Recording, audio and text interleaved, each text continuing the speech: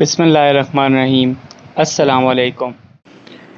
کیا آپ جانتے ہیں کہ حرام یا حلال گوشت مچھلی کو کس طرح سے پہچانا جا سکتا ہے؟ امام علی علیہ السلام فرماتے ہیں، جب بھی معلوم نہ ہو کہ مچھلی خراب ہے یا نہیں تو اسے پانی میں ڈال دو۔ اگر وہ پانی میں پشت کے بل گرے اور اس کا پیٹ اوپر کی طرف ٹھہر جائے تو سمجھ لو کہ وہ خراب نہیں ہے، اور اگر اس کے برعکس ہو تو سمجھ لو کہ خراب ہے۔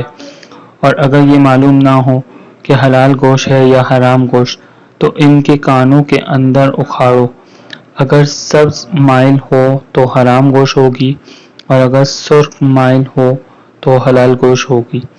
اور اگر مچھلی کے پیٹ میں دوسری مچھلی موجود ہو تو دونوں حلال ہے، اور جب بھی اس پر چھلکے ہوں تو وہ بھی حلال ہے، ورنہ حرام ہوگی۔ جی فرینڈز، تو کیسی لگی آپ کو یہ ویڈیو؟